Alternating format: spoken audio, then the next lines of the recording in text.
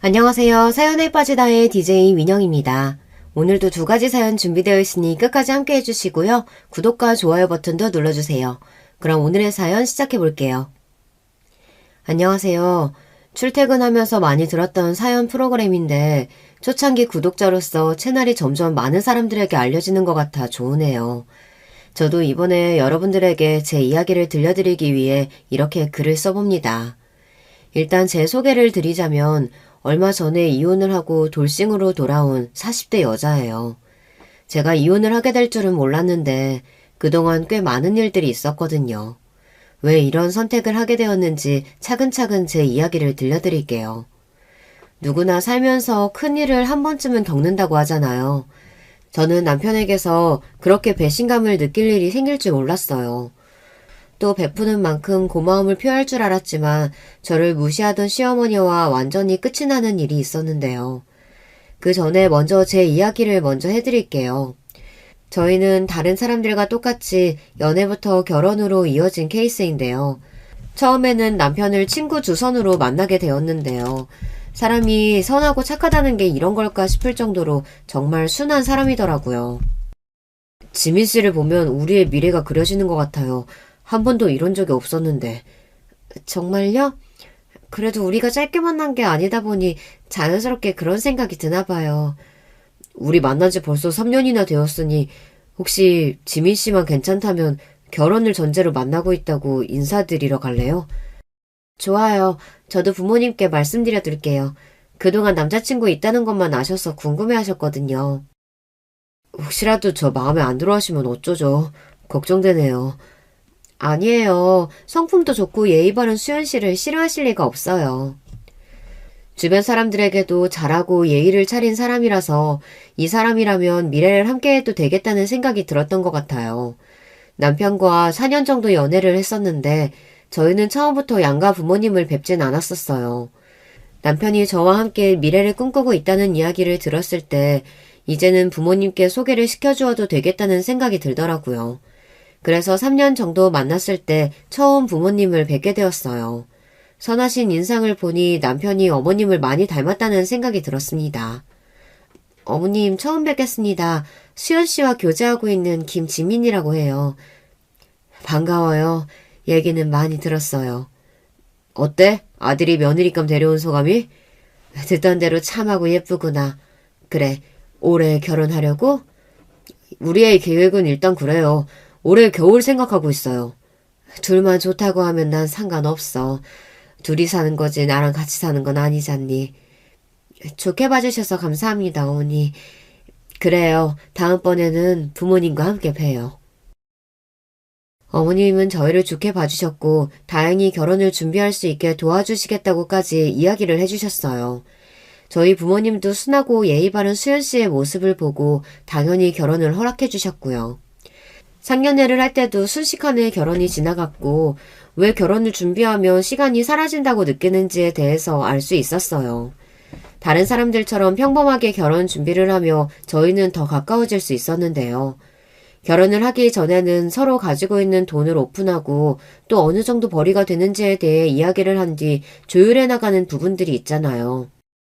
결혼식 비용이라든지 또 신혼집이나 여행은 어떻게 할 것인지 그런 것들을 정해왔기 때문에 결혼이 쉽지 않다는 것을 느꼈던 것 같아요. 이런 부분을 정하기 위해서는 먼저 경제적인 부분에 대해 파악을 해야 하잖아요. 저희도 자연스럽게 서로 모아둔 돈을 오픈했고 그래도 자금이 꽤 되었기 때문에 경기권에 아파트 한 채 정도는 살 수 있겠더라고요. 양가 부모님께서도 지원을 해주시겠다고 이야기를 하셨지만 저희는 처음 시작을 저희의 힘으로 하기로 했어요. 모은 돈과 조금의 대출을 껴서 아파트를 구입한 뒤 집안의 가전 가구를 채우면서 정말 제가 결혼을 한다는 것을 느꼈어요. 결혼을 하게 되었다고 주변에 이야기를 하니 다들 축하해주며 평상시에 제 남자친구를 알고 있었던 지인들도 그런 줄 알았다며 꼭 참석하겠다고 말해주더라고요. 모두가 축하하는 결혼식을 할 수 있다는 것이 좋았고 남편 역시 저를 위해서 열심히 노력하는 모습이 보기 좋았어요. 결혼식을 준비하면서 싸우는 사람들도 많다고 하던데 저희는 큰 싸움이 일어나진 않았는데요. 하지만 제가 이상하다고 느낀 것은 결혼식을 준비할 때 어머님의 태도 때문이었는데요. 이번에 결혼식 하는 것은 얼마나 한다니? 식대랑 대관료 포함해서 500 정도 되는 것 같아요. 그렇게 작은 곳에서 해도 되겠어? 그래도 한 번뿐인 결혼식인데 큰 곳에서 하는 게 다른 사람들 보기에도 좋지. 저는 사실 이 이야기를 하셨을 때 저를 위해서 하신 말인 줄 알았는데 그게 아니더라고요. 본인 아들이 결혼을 하니 친인척들이 모일 텐데 보여지는 부분이 화려하지 않다는 것이 이유였어요. 이왕이면 돈 좀 더 들여서 다른 곳에서 하는 건 어떠니? 어머니, 이미 일정 다 나온 상태고 당장 다음 달인데 어떻게 바꿔요? 그래, 엄마. 이건 너무 억지야. 여기가 좀 작긴 해도 교통이 좋고 예쁘잖아. 남편이 하는 말을 들으니 여기가 정말 작은가 싶었거든요. 지역 내에서도 꽤 평판이 좋은 곳이고 무엇보다 긍정적인 부분을 떠나 제가 마음에 드는 곳이었는데 뭔가 기분이 쎄하게 느껴졌어요. 그때는 잘 넘겨서 결혼 생활도 평탄할 줄 알았어요. 그만큼 서로 잘 맞았고 힘든 거 하나도 없었거든요. 하지만 제가 생각했던 것과는 달리 결혼 생활은 그렇게 쉬운 편이 아니더라고요. 신경을 써야 할 것도 많고 특히 시어머니가 혼자 계시다 보니 저도 모르게 챙겨드리게 되고요. 남편은 제가 어머니를 챙기는 것에 대해 고맙다며 앞으로도 잘 부탁한다고 이야기를 했어요. 저희는 서로 부모님께 너무 잘해드리기보단 딱 할 만큼만 하자는 생각으로 결혼 생활을 시작한 것이기 때문에 그 선을 넘지 말자는 이야기를 하고 그 부분은 잘 해왔던 부분이었어요. 서로 지킬 수 있는 부분들은 지키자는 마음으로 생활하다 보니 결혼식 이후에는 크게 트러블이 발생하진 않았는데요. 하지만 어느 순간부터 어머님의 불만 가득한 소리로 인해 고민이 생겼던 것 같아요. 그때는 저희가 벌이가 그렇게 좋은 편은 아니었기 때문에 양가 부모님에게 따로 용돈을 드리기보단 기념일과 생신에만 맞춰서 챙겨드리고 있었는데 부족하다고 이야기를 하시더라고요. 솔직히 나는 서운하구나.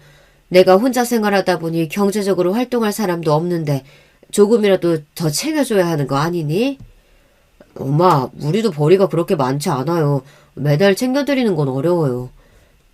아니면 제가 조금이라도 용돈 하실 수 있게 챙겨보도록 할게요. 어머니 많이는 못 드리지만 그래도 매달 생활비로 드릴 수 있으면 보내드릴게요.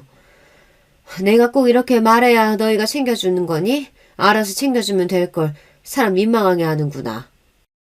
결혼 초반에는 저희만 잘 세면 된다고 말씀하시던 어머님이 용돈에 대한 부족함을 지적하시고 나서 당황스럽긴 했지만 혼자 사시다 보니 부족하다고 느끼실 수 있을 것 같더라고요. 남편이랑 상의한 끝에 적은 돈이지만 10만 원씩이라도 보태드리기로 했어요. 그리고 첫 달에 10만 원을 보내드렸는데 바로 전화가 오더라고요. 네, 어머님 어쩐 일이세요? 내가 그때 알아듣게 이야기했는데도 10만 원밖에 안 보냈더구나. 이 돈 가지고 어디 가서 뭘 하란 소리니? 요즘 물가가 얼마나 높은데. 어머님 죄송해요. 하지만 저희도 고정 지출이 있고 매달 10만 원 이상 드리는 건 어려울 것 같아요. 혼자 사는 시어머니가 불쌍하지도 않니? 나도 남들처럼 며느리가 챙겨주는 밥 먹고 편하게 노후 즐기고 싶은데 그 정도도 못 해줘?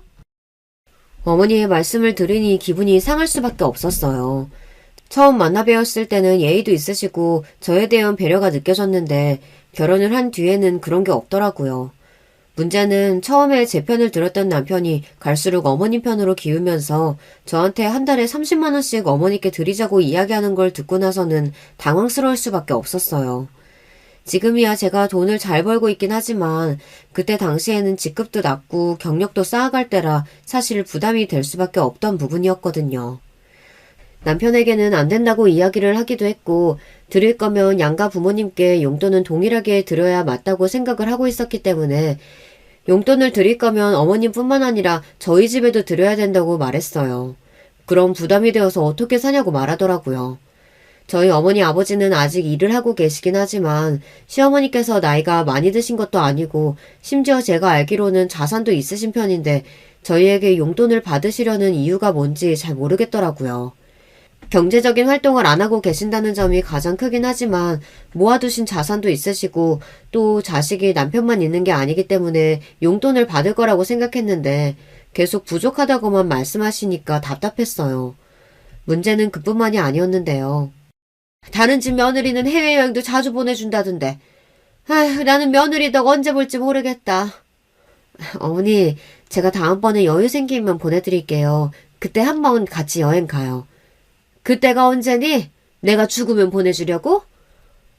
엄마는 왜 또 말을 그렇게 해? 신경 써서 이야기해주는데 그렇게 말하면 얼마나 며느리가 뻘쭘하겠어.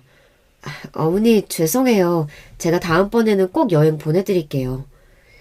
그 당시에는 잘 보여야 한다는 생각 때문인지 제가 죄송하다고 이야기를 드렸는데요. 제가 왜 저런 소리를 들어야 하는지 이해가 안 가서 집에 가자마자 남편에게 따지기 시작했어요. 아무리 그래도 어머님 너무하신 거 아니야? 생활비도 부족한 살림살이 쪼개서 보내드리는 건데 심지어 우리 부모님은 드리지도 못하고 있잖아. 근데 이번에 여행 얘기까지 내가 얼마나 더 참아야 돼? 그럼 어머니 앞에서 얘기하지 왜 앞에서는 사과하고 뒤에서 이런 얘기 나한테 하는 건데. 어머니가 저런 얘기하면 너는 저 잘 돼서 보태줘야 할 생각을 해야 되는 거 아니야? 그렇게 따지고 보면 우리 부모님한테도 매달 10만 원씩 용돈 드리는 게 맞지. 어머님만 힘드신 거 아니거든? 그리고 가장 중요한 게 중간 역할을 당신이 잘해줘야 하는 거야. 아니 그래서 내가 입을 꾹 다물고 있었던 게 아니라 너 민망할까봐 엄마한테 이야기해준 거잖아. 결국은 저희의 싸움으로 이어졌고 남편은 본인이 더 노력하겠다고 했지만 시어머니 투덜거림은 더욱 심해졌어요. 솔직히 말해서 아예 못해드리고 있으면 할 말이 없지만 챙겨드리는데도 계속해서 저만 탓하시니 그것도 저에게는 부담이 되더라고요. 남편 얘기는 쏙 빼놓고 저만 돈을 잘 못 벌어서 본인이 잘 받을 수 있는 게 없다는 듯 말씀하시는 게 정말 싫었는데요. 그 전에는 제가 조금이라도 챙겨드리려고 연락을 자주 드렸던 편이라면 연락을 드릴 때마다 그런 아쉬운 소리를 하시니 듣기 싫어서 연락하는 횟수도 줄이게 되더라고요. 그러던 중 저희도 준비하고 있었던 것들이 잘 되어서 저는 개인적으로 사업을 시작하게 되었고 남편도 이전보다는 자리를 잡으며 여유가 생겼어요. 여유가 생기다 보니 챙겨드릴 수 있는 건 거의 다 해드릴 수 있을 것 같았어요. 어느 정도 안정기가 되면 어머님의 용돈을 올려드려도 될 것 같더라고요. 아무리 미워도 양가 부모님께 저희가 잘 될 만큼 돌려드리는 건 맞다고 생각했기 때문에 남편이랑 이런 부분에 대해 이야기를 많이 나누었거든요. 이번 달에는 어느 정도 여유가 생길 것 같으니까 어머니 전에 가보고 싶다고 하셨던 태국 여행 보내드릴까? 그러자. 나도 다음 달에는 괜찮아서. 친정 부모님은 어디 가고 싶으신 곳 없으시대? 두 분은 워낙 여행 좋아하셔서 안 가본 곳이 없으실 거야. 그래서 그냥 따로 용돈 챙겨드리려고. 그렇게 하자. 이번에 여행 보내드리면 엄마도 여보한테 아쉬운 소리 안 할 거야. 그동안 내가 중간에서 잘했어야 했는데 괜히 미안하네. 됐어. 전보다도 연락도 잘 안 하시고 잔소리도 많이 안 하시는데 뭘. 여유가 생기고 난 뒤 여행을 보내드리겠다고 이야기하니 좋아하실 줄 알았던 시어머니의 반응이 제 생각과는 조금 달랐어요. 어머니, 이번에 여행 가고 싶으신 곳 있으세요? 네가 웬일로 그런 걸 물어보니? 나이 들더니 너도 철이 들긴 드나 보다. 여행 갈 곳은 많지. 가보고 싶으신 곳 있으시면 이번에 3박 4일로 다녀오세요. 나 혼자 말이냐? 이 늙은이가 혼자 가서 뭐 하겠어? 다른 집 며느리들은 같이 가준다는데 너는 여행만 보내주고 끝내려는 거야? 일 때문에 같이 가기는 어려워서요. 그래도 요즘엔 패키지 여행 잘 나온다고 하니까 혼자 가보시는 것도 괜찮으실 거예요. 가서 뭔 일이라도 생기면 네가 책임질 거야? 요즘 세상이 어떤 세상인데 그런 말을 다 믿고 있어? 좋은 마음으로 여행을 보내드리려고 했던 제 마음도 어쩔 수 없이 서운함으로 가득 찰 수밖에 없었어요. 나름 신경 써서 3박 4일로 다녀오시라고 한 것인데 제가 같이 않는다는 이유로 다른 집 며느리와 또 비교를 하시더라고요. 사실 남편의 반응이 저는 더 충격적이었는데요. 그래, 이번에 여보가 휴가 좀 내고 어머니랑 같이 가서 도와드리고 와. 3일 이상 자리를 어떻게 비워. 어려운 일이라는 거 알잖아. 어머니가 너랑 여행 가고 싶어서 일부러 저렇게 말씀하시는 거잖아. 저게 어딜 봐서 좋게 여행 가자고 이야기하시는 거야. 그럼 당신이 가면 되겠네. 내가 어떻게 가냐? 잡혀있는 일정 빼기는 어려운데. 그럼 나는 일정 빼기가 쉬워? 당신보다 내가 더 바빠 지금. 나보다 돈 좀 잘 번다고 유세 떠는 거야? 바쁜 건 나도 마찬가지야. 항상 어머님께 무엇을 해드리면 남편과 싸움으로 이어지다 보니 저도 지칠 수밖에 없었어요. 이번 여행도 좋은 마음으로 준비해드리고 싶었는데 어쩜 저렇게 말을 얄밉게 하는지 해드리기가 싫더라고요. 말이 아다르고 어다르다고 어떻게 말하느냐에 따라서도 상대방 기분이 달라질 수 있잖아요. 어머니는 항상 제 기분은 둘째치고 본인이 하고 싶은 말만 하시는 것 같아 힘들었어요. 남편도 처음에는 제 편을 들어주더니 갈수록 어머님이 더 안쓰러워진다며 저한테 잘해줬으면 한다고 이야기를 하는데 어이가 없더라고요. 제가 못하고 있는 것도 아니고 부모님을 챙길 수 있는 만큼 다 챙겨드리고 있었는데 그런 말을 들으니 서운할 수밖에 없었어요. 어머님이 저렇게 말씀하실 때마다 나도 힘들어. 외로워서 그러신 거잖아. 우리 집에는 딸이 없다 보니까 네가 딸 같아서 그렇게 말씀하시는 걸 거야. 너 생각하시는 거 알잖아. 그 말 들으니까 더 이해가 안 간다. 어떻게 며느리한테 저렇게 말하는데 저게 딸 같아서 말하는 거라고? 그럼 어쩌자는 거야? 지금 우리 엄마만 잘못했단 말이야? 솔직히 그렇잖아. 결혼 전에는 아무 말씀 없으시다가 결혼하고 나서 바로 돈부터 이야기하시는데 우리가 그 당시에는 여유가 없는 거 뻔히 아시면서도 그렇게 말씀하신 것도 그리고 지금이라도 챙겨드리려고 하니까 오히려 트집만 잡으시잖아. 아무리 그래도 그렇지 시어머니 욕을 나한테 하는 게 어딨냐? 그렇게 싫으면 연락도 드리지 말고 각자 부모님께 알아서 하던가. 남편이랑 이야기를 할수록 더 대화가 안 된다는 생각이 들었고 그 이후로는 더 이상 어머님에 대한 이야기를 하지 않기로 했어요. 서로 기분만 상하고 더 이상 끝이 나지 않는 대화를 할 필요를 느끼지 못했거든요. 그냥 제 할 도리만 하면서 열심히 일하는 게 나을 것 같았어요.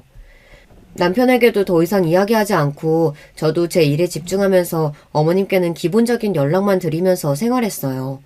답답한 마음에 친구와 만나서 이런 일이 있었다고 이야기도 나누어 봤는데요. 너 요즘 사업도 잘 된다면서? 오, 정말 잘 됐다. 지금 그게 문제가 아니야. 어려우면 어려운 대로 잘 되면 잘 되는 대로 어렵네. 그게 무슨 소리야? 좀 더 자세히 얘기해봐. 우리 어머님은 돈을 적게 드리면 부족하다고 난리시고 또 이번에 여행이라도 가시라고 챙겨드리니까 오히려 같이 안 가준다고 트집을 잡으시더라고. 엥? 여행 보내드린다는데도 그러신다고? 왜? 그냥 내가 마음에 들지 않으신 것 같아. 결혼하기 전에는 안 그러셨는데 결혼하고 나니까 심하더라고. 사실 시어머니와의 갈등은 어디서든 생길 수 있잖아. 나는 그냥 아예 안 드릴 것 같은데 남편 통해서만 연락할 것 같고. 나도 그러고 싶은데 혼자 계시기도 하고 요즘 남편은 어머니를 더 챙기고 있어서 그게 어렵네. 제 주변 친구들도 시댁 사이에 시달리다 보니 제가 이런 이야기를 하면 공감이 된다면서 결혼하기 전과 후가 너무 다르다는 말을 해주더라고요. 저도 결혼 전에는 살갑게 챙겨주시던 어머님이 정말 좋으신 분이라고 느끼고 있었는데 결혼을 하자마자 남들과 비교를 하면서 저에게 서운하다고 말씀을 하실 줄은 몰랐거든요. 게다가 제가 자리를 잡으면서 남편보다 벌이가 더 좋아지게 되었는데 그것마저 저한테 남편 기를 죽이는 일이라면서 말씀하시는 것을 듣고 그냥 저를 싫어하시는 것 같았어요. 시댁과 사이좋은 사람은 별로 없긴 하지만 저에게 이렇게 하실 줄은 몰랐기에 정말 당황스러움도 있었는데요. 예, 요즘에는 왜 이렇게 연락이 없니? 일이 좀 바빴어요. 어쩐 일이세요? 다른 건 아니고 매달 주는 용돈이나 여행도 좋지만 자주 연락 좀 해라. 꼭 내가 전화를 하게 만들어. 아, 네 어머니 죄송해요. 자주 연락드릴게요. 내가 이런 것까지 하나하나 다 가르쳐야 하니? 이만 끊으마. 이전과 너무 이미지가 달라지다 보니 남편에게도 제가 뭔가 잘못한 게 있나 물어볼 정도였다니까요. 남편이 중간 역할을 잘해주기만 해도 괜찮을 텐데 점점 갈수록 어머님 편만 들고 나중에는 어머님한테 해드리는 게 너무 당연하다는 듯이 이야기하니 그게 더 꼴보기 싫었던 것 같아요. 문제는 챙겨드리는 것을 본인의 돈이 아니라 제 돈으로 생색을 낸다는 게 가장 큰 문제였어요. 이번에 엄마 뉴욕 여행 좀 시켜드리려고 하는데 괜찮지? 돈이 어디 있어서 뉴욕을 보내드려. 혼자 가시기 괜찮으시대? 우리 모아둔 돈도 있고 엄마 이번에 우울하시다고 하니까 한 번씩 외국에 나가시는 것도 괜찮잖아. 그럼 양가 부모님들 여행 보내드릴 곳 찾아보고 우리 부모님도 보내드리자. 장인어른이랑 장모님은 알아서 여행 잘 다니시잖아.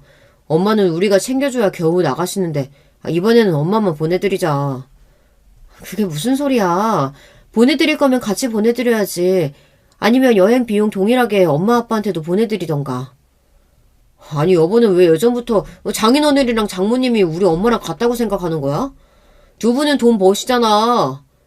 돈을 버는 게 무슨 상관이야. 우리가 부모님한테 해드리는 건데 그렇게 따지면 어머님한테만 해드리자는 거야? 남편은 어머님에게만 조금 더 금전적인 지원이 갔으면 한다는 것처럼 이야기를 하다 보니 기분이 상할 수밖에 없었어요. 금액을 떠나서 양가 부모님을 챙겨주는 것이 아니라 본인의 엄마만 챙기는 모습을 보니 저도 모르게 정이 떨어졌던 것 같아요. 양가 부모님에게 서로 지킬 선만 지키면서 하자고 이야기했던 것이 깨지면서 남편과 저는 더 잦은 싸움을 할 수밖에 없었는데요. 어머님을 뵙고 오는 날에는 둘 다 예민해져서 싸움이 더 심해졌어요. 그렇게 이해 못해주면 우리 엄마 불쌍해서 어떡해. 우리가 좀 여유가 생겼을 때 도와드려야지. 도와드리는 것도 정도껏이지. 우리 미래를 대비 안 해도 되는 거야? 솔직히 말해서 아이가 있는 것도 아니고 엄마한테 조금 더 지원해주면 더 여유로워지고 좋잖아. 그럼 너 더 좋아하시지 않을까? 나는 여보랑 엄마가 관계 회복됐으면 좋겠어서 하는 얘기야. 우리 결혼 초반에 이야기했던 거 잊었어? 양가 부모님한테 지킬 선 지키면서 하자고 했었잖아. 왜 자꾸 선을 넘으려고 하는 거야? 내가 우리 엄마한테 이 정도도 못 해주냐고. 가만 보면 너는 우리 엄마한테 너무 야박한 것 같아. 안 그래도 힘드신 분한테 왜 그러는 건데? 우리가 생활비 조금만 아끼면 될걸. 그동안 제가 어머님을 챙겨줬던 것은 아무것도 아니었다고 생각하는 건지 야박했다는 이야기를 들으니 머리가 띵하더라고요. 사업이 잘 되다 보니 제가 남편보다 여유가 생긴 것은 맞지만 그래도 양가 부모님에게는 동일하게 해드리는 게 맞다는 생각은 변하지 않았어요. 그래서 남편의 요구에도 절대 차이가 나게끔 행동하지 않았어요. 남편이 어머님만 챙기는 게 싫긴 했지만 그래도 하나뿐인 엄마에게 잘하고 싶은 마음에 그랬다고 생각하기로 하고 그 뒤로는 남편에게도 통장 관리를 따로 맡기지 않았어요. 갈수록 제 사업도 잘 되고 있었고 자연스럽게 양가 부모님께 용돈을 올려드릴 정도는 충분히 되었는데요. 고생하셨던 만큼 잘 사셨으면 하는 마음에 조금 더 금액대를 높여드렸어요. 친정 부모님께서는 더 이상 안 챙겨줘도 된다고 이야기를 하셨지만 시어머니 반응은 정반대였어요. 어머니, 이번 달부터는 생활비 더 올려드릴게요. 한 달에 100만 원 정도는 드릴 수 있을 것 같아요. 엄마, 진짜 대단하지 않아? 짧은 시간에 이렇게 사업이 잘 될 줄은 정말 몰랐다니까. 그동안 며느리가 고생 좀 했어. 여자가 밖에 나가서 돈 벌면 남자 기만 죽이지. 그리고 그 생활비 필요 없다. 내가 거지도 아니고 시어머니를 거지 취급하면서 무슨 선심 쓰듯이 생활비 올려준다고 말하는 게 그게 맞니? 어머니가 하시는 말씀을 듣고 기가 차서 더 이상 할 말이 없었어요. 저는 그동안 거지 취급을 한 적도 없고 오히려 힘들어하시고 항상 부족하다고 말씀하시는 게 신경 쓰여 양가 부모님의 생활비로 올려드리려고 한 것뿐이었는데 저렇게까지 저를 무시하면서 말씀을 하실지는 몰랐어요. 더 이상 참을 수 없었던 저는 그 자리에서 남편의 대답을 듣자마자 바로 이혼 선언을 했는데요. 에이, 거지 취급이라니. 엄마가 왜 말을 그렇게 해. 내가 걔 죽은 건 맞지만 그래도 돈 못 버는 사람보단 돈 잘 버는 며느리가 낫잖아. 나도 이렇게 효도할 수 있고. 그런가?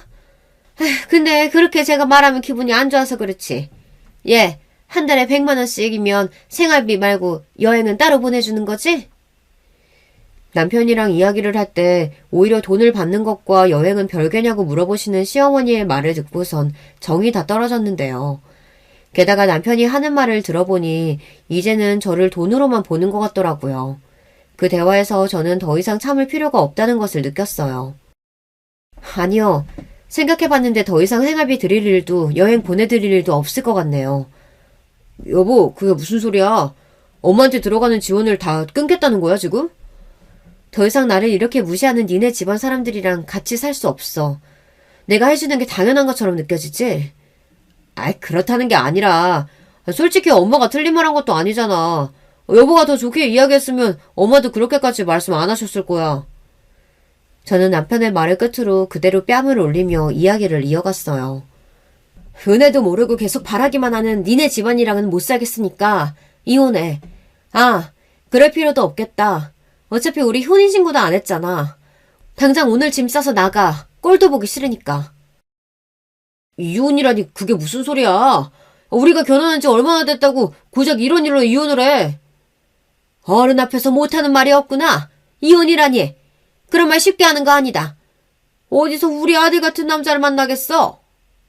충분히 만날 수 있고요. 능력도 되는데 더 좋은 남자 만날 수 있겠죠. 적어도 제 자존감 깎아먹는 집안에서 계속 사는 것보단 나을 것 같네요.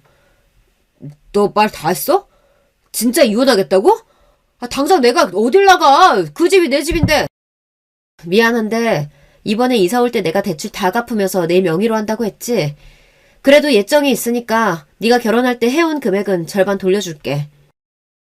저는 그대로 시어머니 집에서 나와 집으로 향했고 바로 비밀번호부터 바꿔두었어요. 더 이상 제가 피해보는 일은 없어야 했기 때문에 그때 마음을 먹고 이혼 준비를 하게 되었는데요. 사실 이혼을 결심한 이유는 시어머니의 영향도 있지만 남편의 대처라든지 평상시에 했던 행동들을 살펴보았을 때 저에 대한 배려가 아무것도 없었기 때문에 갈라서는 게 맞다고 생각했어요. 그동안 저의 결혼 생활에 있어서 많은 생각을 하게 되었던 것 같아요. 그 뒤로 남편과 시어머니 번갈아가며 저에게 전화를 거는데 마지막이라는 생각으로 어머님 전화를 받아봤어요. 싸가지 없게 그렇게 나가면 어떡하니? 니네 집 앞이니까 문 좀 열어봐라. 들어오세요. 네가 날 거짓 취급만 안 했어도 이런 일 없잖니. 그리고 누가 어른 앞에서 그런 말을 해? 내가 얼마나 만만하면 그렇게 하겠어. 정신교육도 제대로 못 받고 시집 와서는 아휴. 나도 네 아들 필요 없으니까 데려가. 뭐? 정신교육? 정신교육 필요한 건 네 새끼지. 데려가서 제대로 교육시켜. 알겠어? 어머, 얘 좀 봐. 성격 나오는 것 좀 봐. 지금 쳤어? 쳤냐고! 먼저 치셨잖아요. 앞으로 볼 일 없을 테니까 당장 내 집에서 나가요. 씩씩거리며 더 이상 말하지 않고 시어머니는 황급히 집을 나가셨어요. 곧이어 들어온 남편은 저를 보자마자 뺨을 올리며 본인 엄마에게 어떻게 그럴 수 있냐면서 따지더라고요. 뺨은 니네 엄마가 먼저 쳤어. 왜 너까지 와서 나한테 난리야? 내가 뭘 잘못했는데? 너는 이게 문제야. 너가 뭘 잘못한 건지도 모르고 이러고 있잖아. 당장 엄마한테 가서 사과해. 사과받아야 할 사람은 나지. 내가 뭘 잘못했는데. 용돈 들여 여행 보내드려. 그럴 때마다 내가 어떤 취급을 받았는데. 그건 다 엄마가 표현력이 부족해서 그런 거지. 어른이 말하는데 하나하나 토를 달면 어떡하냐? 됐고, 너도 꼴 보기 싫으니까 당장 나가. 내가 왜 나가? 절대 못 나가. 그래? 그럼 경찰 불러서 끌어내줄까? 나가지 않겠다는 이야기를 들으니 저도 정신이 번쩍 들어 112를 부르려고 하니 이번만 져준다면서 밖으로 나가더라고요. 계속 이런 취급 받을 바에는 혼자 사는 게 낫겠다는 생각이 들 수밖에 없었어요. 곧이어 저는 오빠에게 연락했고 도와주겠다며 저희 집에 오더라고요. 이게 무슨 일이야? 그동안 있었던 일 다 이야기 좀 해봐. 전화로 말했던 그대로야.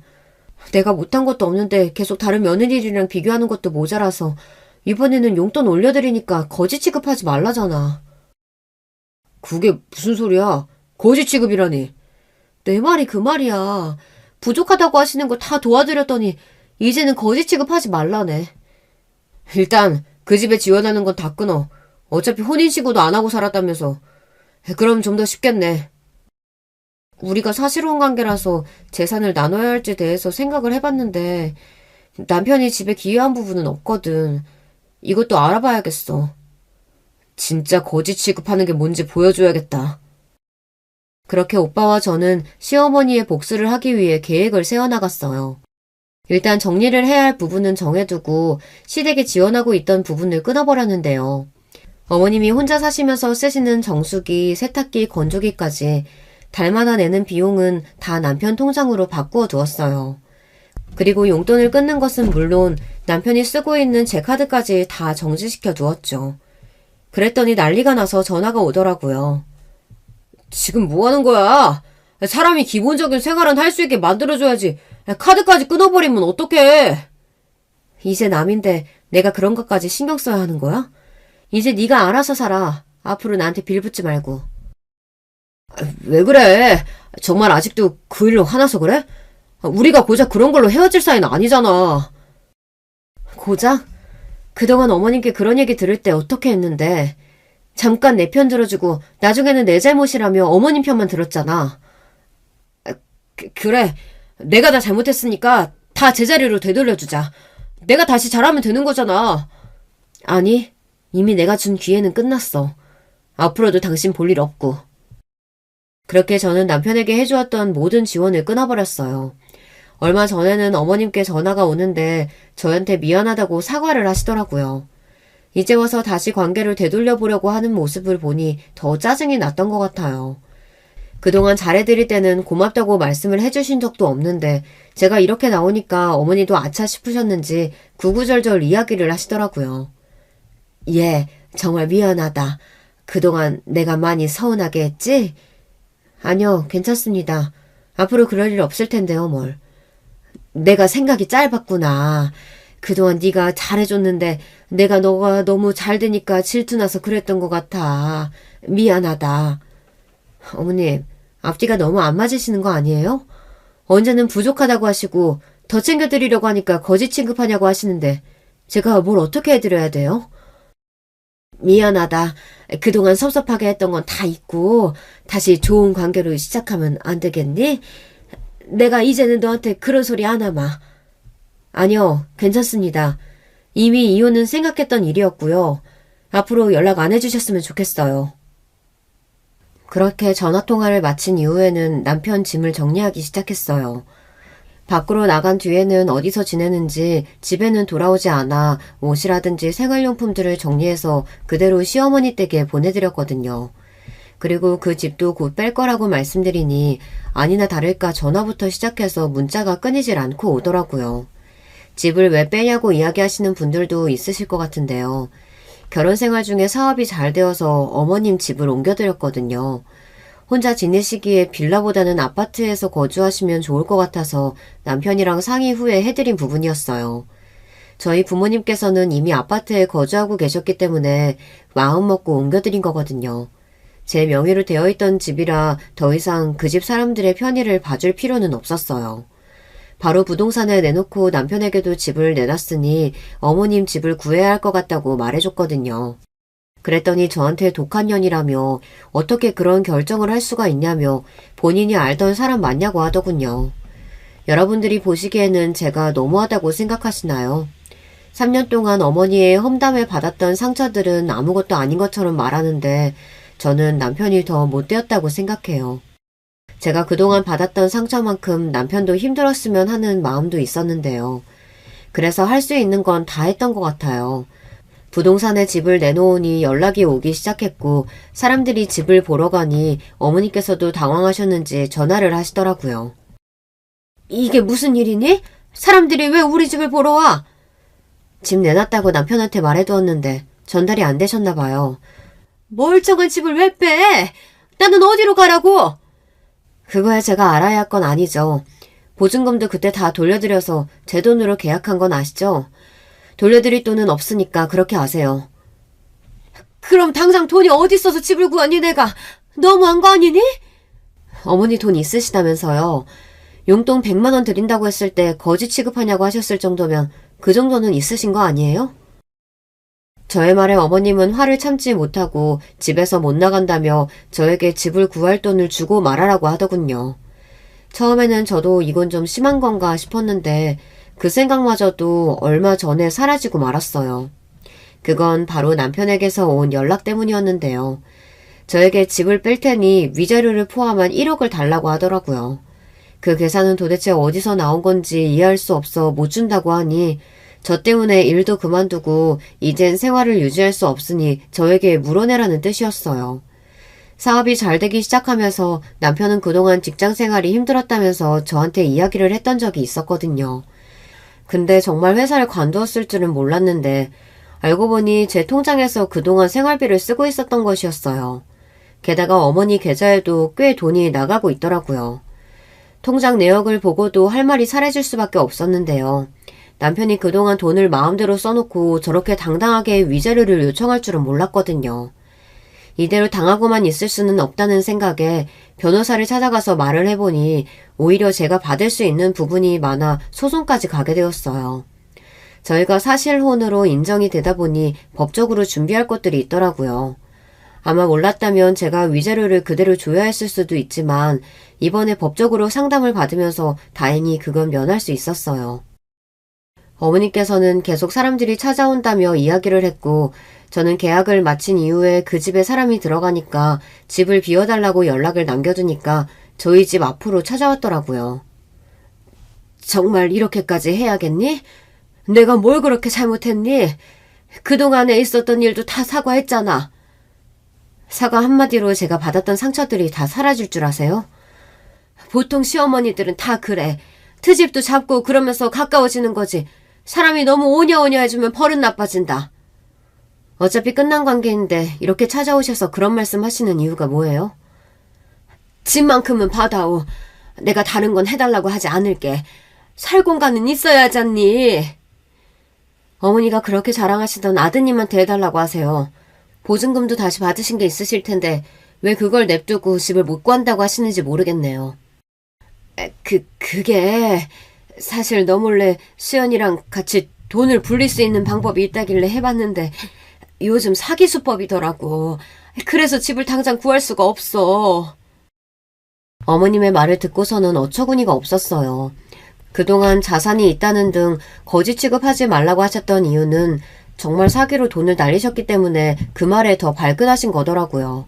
그냥 달마다 용돈 드리면 그걸로 생활하셨으면 했는데 자격지심으로 그 기회를 날리신 거였죠. 게다가 남편까지 가세해서 사기를 당했다고 하니 통장 잔고부터 확인을 해봤는데요. 다행히 제 통장까진 건드리지 않은 것 같더라고요. 안심은 했지만 한편으로 저런 이야기를 들으니 살짝 흔들리는 건 어쩔 수 없었어요. 저렇게까지 오셔서 사기를 당했다고 하시는데 제가 너무했나 싶더라고요. 근데 그렇다고 해서 남편을 다시 받아줄 생각도 없었고 어머니를 도와드리게 되면 그동안 제가 해왔던 것들이 모두 물거품이 될 수 있다는 생각이 들어 과감하게 돌아섰어요.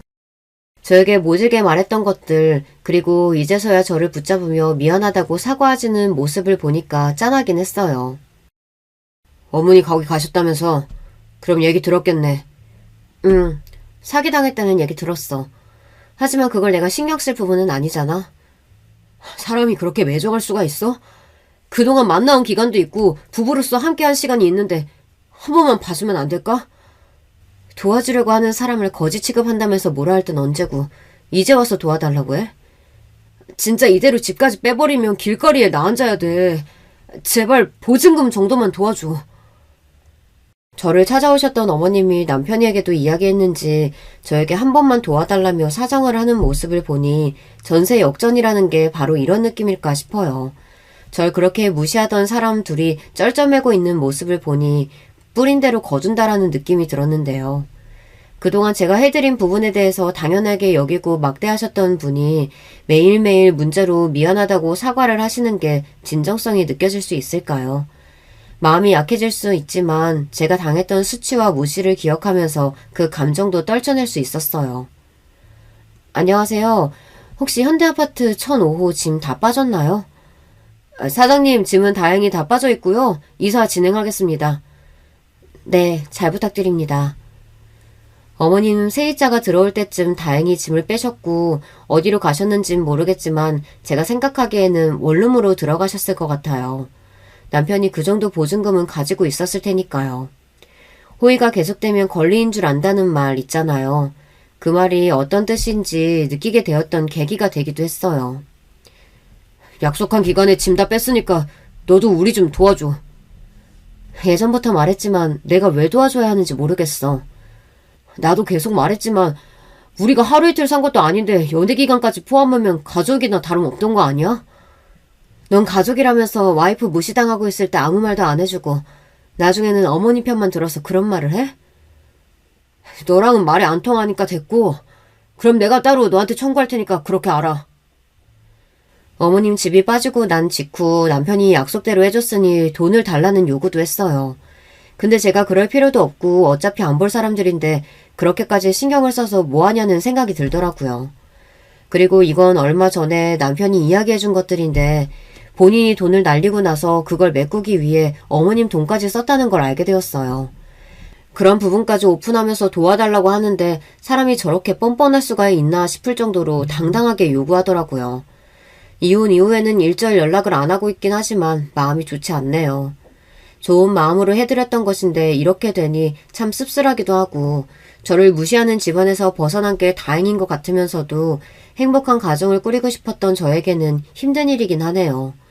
그래도 확실한 건 전보다 더 좋은 생활을 누리면서 여유롭게 살고 있다는 거예요.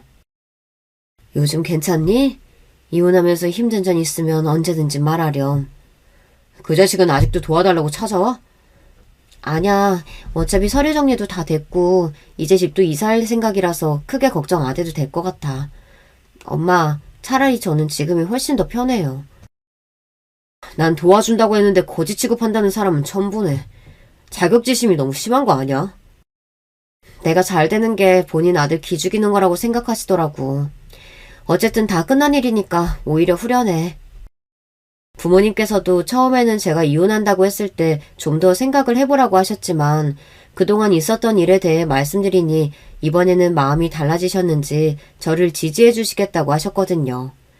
든든한 부모님과 오빠가 있으니 홀로 서기도 가능했던 것 같아요. 사실 용돈 드리고 여행 보내드린다고 하면 안 좋아하실 시부모님이 어디 있을까요? 그동안 해드렸던 부분에 대해 생각해보면 이해할 수가 없더라고요. 저 같으면 며느리가 저를 위해 그렇게 해주었을 때 자격지심보다는 미안함과 고마움이 생길 것 같은데 저희 어머님은 왜 그러셨는지 아직도 잘 모르겠어요. 지금이야 웃으면서 이야기를 할 수 있지만 지속적인 가스라이팅은 혼자서 그 상황을 벗어나기 힘들게 만들거든요. 저는 다행히 스스로 알고 이혼까지 할 수 있었지만 저런 말들이 생각보다 사람을 피폐하게 만들고 또 본인을 갉아먹게 만들기 때문에 빨리 벗어나는 것이 답인 것 같아요. 얼마 전에는 친구를 통해서 전 남편 소식을 들었는데 여기저기 일자리를 찾아다니면서 돈도 빌리고 다닌다는 이야기를 들었는데요. 그래도 한때는 같이 살았던 사람인데 한순간에 저렇게 된다는 것이 안타까운 마음도 있어요. 조금만 더 제 입장에서 생각해 주었다면 달라질 수 있었을 것 같은데 스스로 복을 차버린 꼴이니 아마 그 사람도 뼈저리게 후회하고 있을 거예요. 여러분들은 잘 되면 도와주고 싶으신 분들이 있으신가요?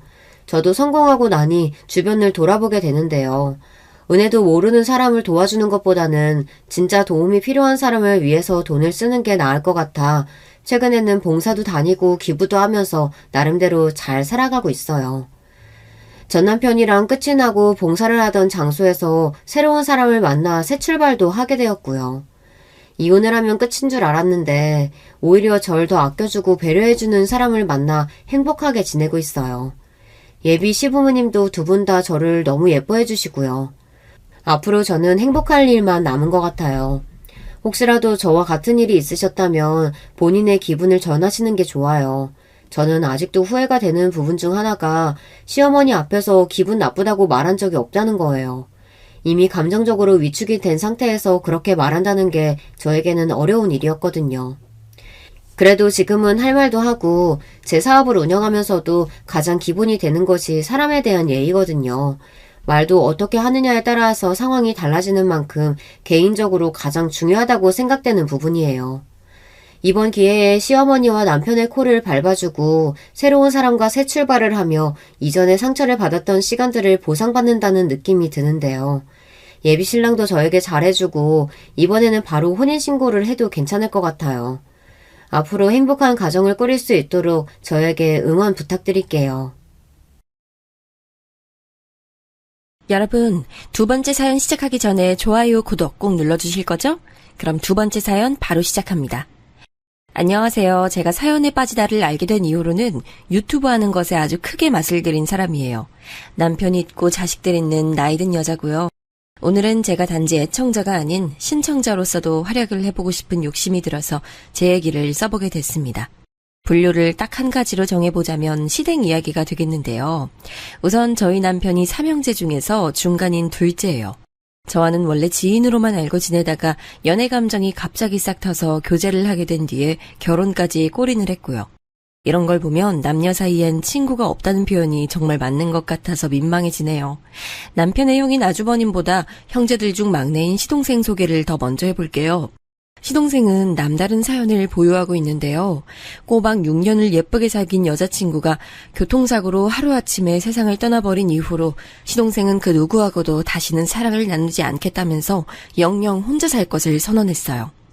그때 입에 거품을 무시면서 격렬한 반대 의사를 밝히셨던 분이 바로 제 시어머니셨죠. 정한이 네가 그 애랑 오래 만나온 거 내가 모르겠니? 나도 그 애가 마음에 들었고 아껴왔었어. 하지만 이건 아니지. 다신 연애도 안 하고 결혼도 안 하겠다고? 에라 이 불효자식아. 어미 마음에 아주 대못을 박는구나. 제가 다시 연애고 결혼이고 다 안 하든 말든 엄마한테 무슨 영향이 또 피해가 있다고 그렇게까지 노발대발을 하세요. 저는 그저 2번 다시는 누구를 사랑할 수 있을 것 같지 않아서 솔직한 심정으로 결심을 내린 것뿐이에요. 그러니 엄마도 자식의 결단을 조금 존중해 주세요. 아이고야, 내 팔자가 뭐 이리 드센 건지 억울해서 미치겠네.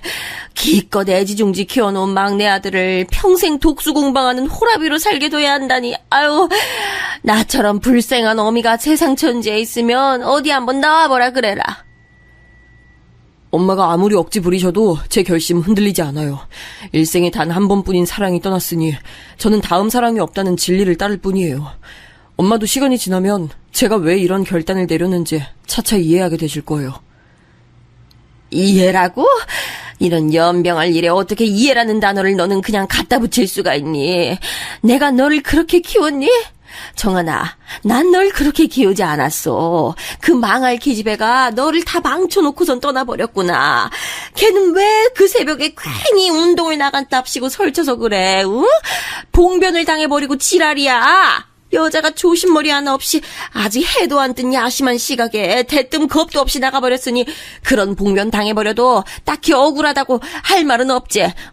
진짜로 억울한 사람이 있으면 바로 귀하게 키운 막내 아들이 호라비로 늙어 죽는 꼬라지를 보게 된다라고 할 수 있지. 엄마!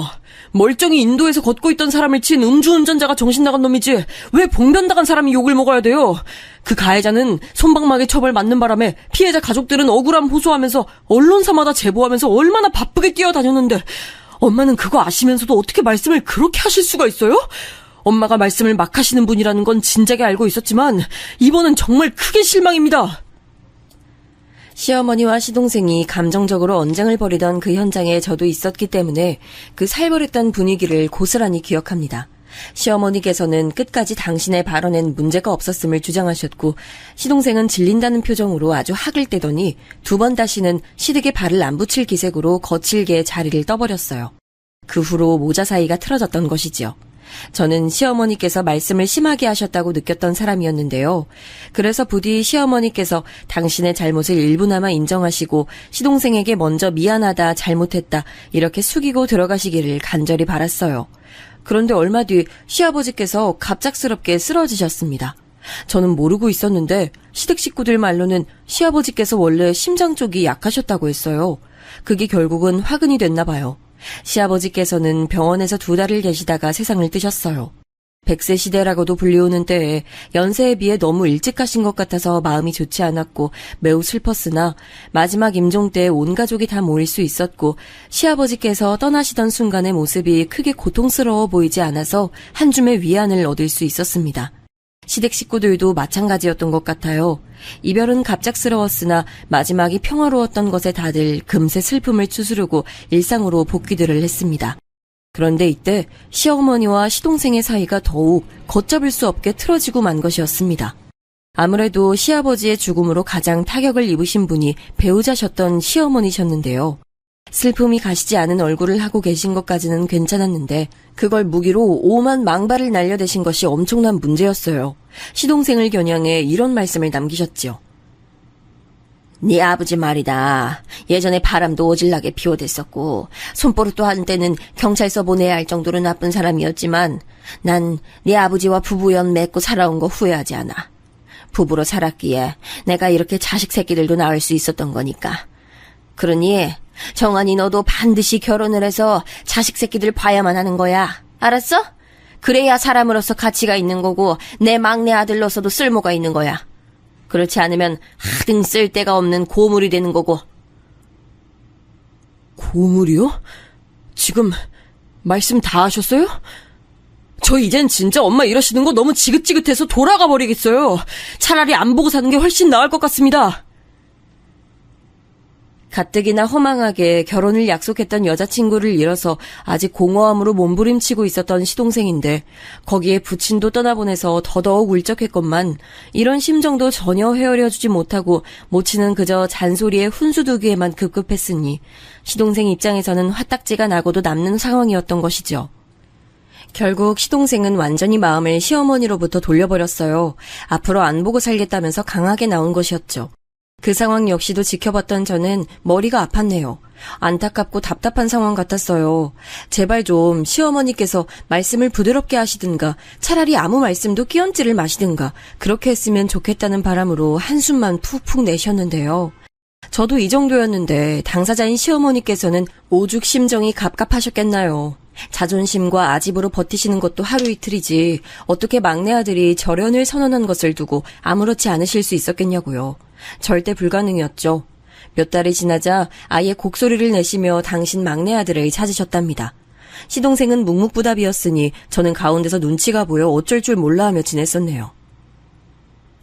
저기 어머님, 다음부터는 말씀을 한 번, 두 번 이렇게 순화를 거치고 나서 내뱉어 주시면 서로 오해도 덜하고 마음도 덜 다칠 수 있을 것 같아요. 너는 나만 보면 어째 맨날 그 소리야, 어? 아유, 알았어. 하고 싶은 소리 있어도 내가 꾹 참으면서 하지 않아 보마. 내가 그럼 되는 거지?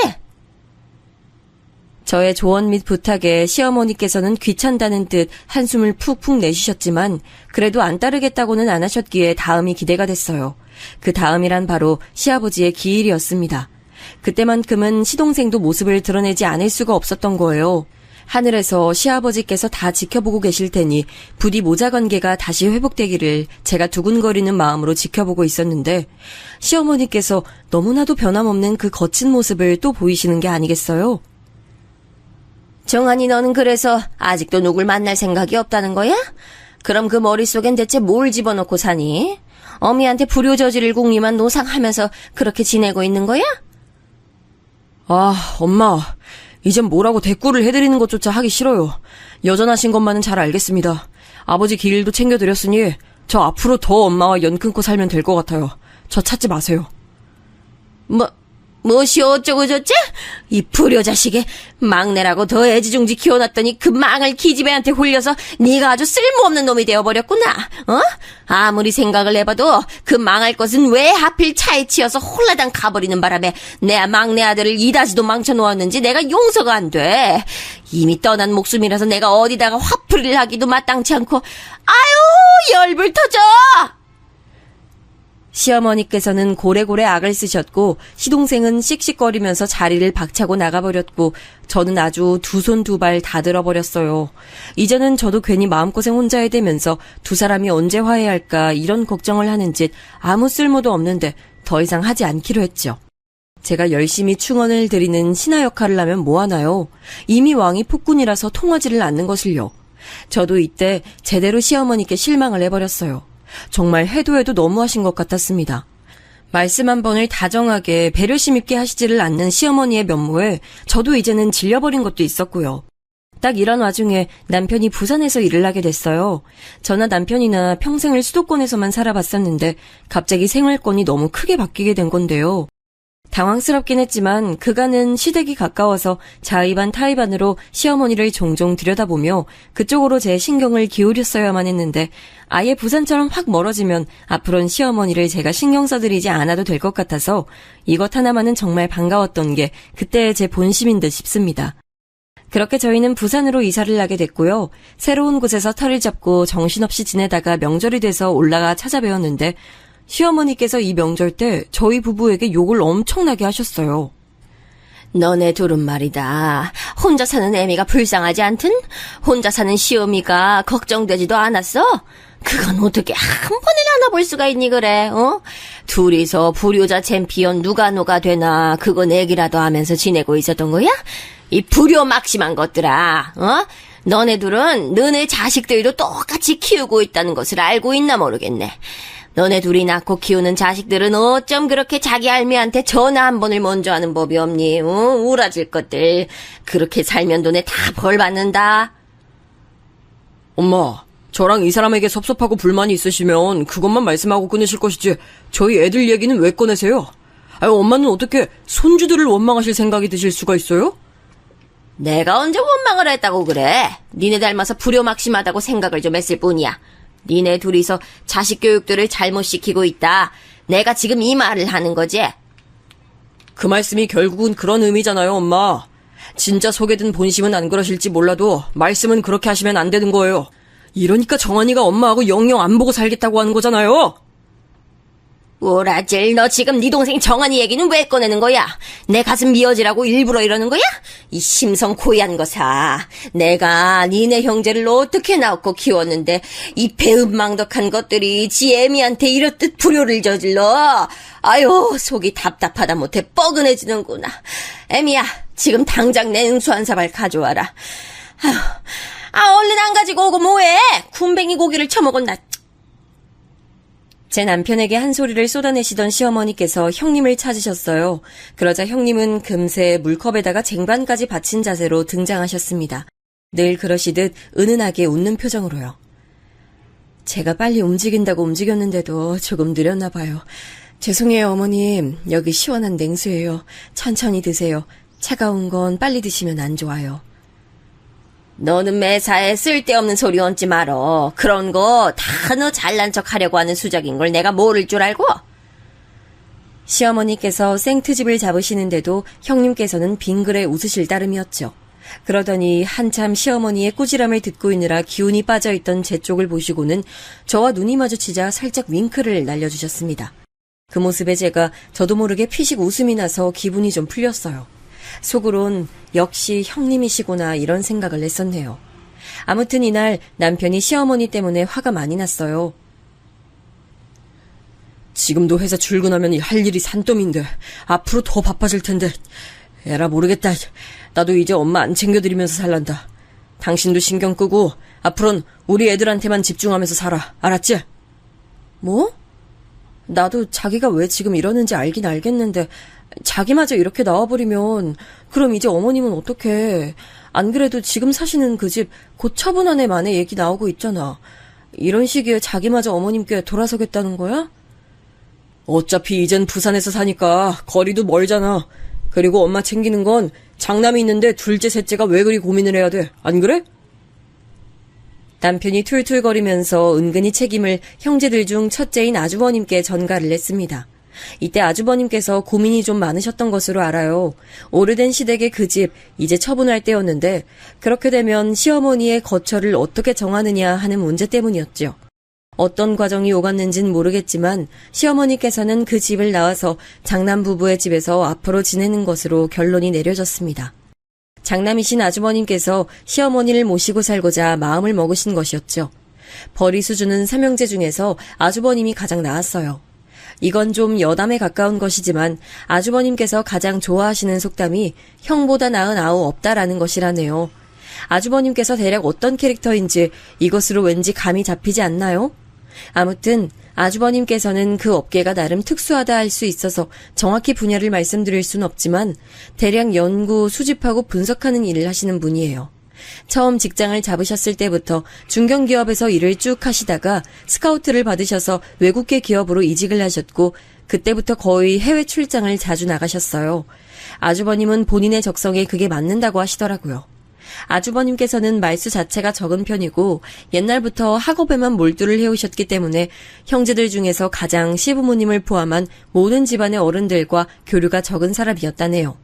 하지만 그 마음만은 멀리 있지 않았다고 표현을 하시는 것처럼 나서야 할 때가 있으면 반드시 나서셨고 특히 돈 나갈 행사가 있으면 무조건 돈을 잘 내셨습니다. 그러셨던 분이 상황이 이렇게 되자 시어머니를 앞으로 모시고 살겠다고 결단까지 내리신 거였죠. 하지만 공교롭게도 이 시기는 아주버님께서 역대 최고로 긴 해외 출장을 목전에 두신 때였어요. 사실 그건 말이 출장이지 해외 파견이나 다름없었답니다. 그렇게 되면 어머님을 실질적으로 모시고 사는 건 형님이시잖아. 가뜩이나 부족한 며느리인 나를 대신해서 늘 솔선수범 해오셨던 분이 형님이신데 이젠 시어머니를 모시고 살기까지 하게 되었다고? 제가 놀라움과 떨떠름한 기분을 동시에 느꼈어요. 제가 알기로는 형님은 친정이 조금 가난한 편이라고 들었습니다.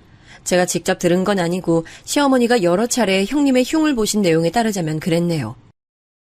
집안에 내세울 것 하나는커녕 쥐뿔 돈도 없는 주제에 우라질. 지 시애미에게 입 바른 소리는 어찌나 잘해야 되는지 그럴 때마다 꼴 보기 싫어 죽겠다니깐.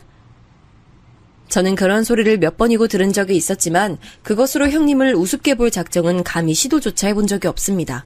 제가 느끼기로는 형님은 현모양처라는 단어가 딱 잘 어울렸어요. 아주버님과 두 분은 임신으로 결혼하신 경우였기 때문에 형님이 아이를 좀 이르게 낳으셨는데 그럼에도 모든 걸 다 잘하셨죠. 아이 육아도 잘하시고 배우자 내조도 잘하시고 시댁도 잘 챙기시고 저는 웬만한 직장인보다도 형님이 바쁘게 대단하게 사신다고 생각을 해왔어요.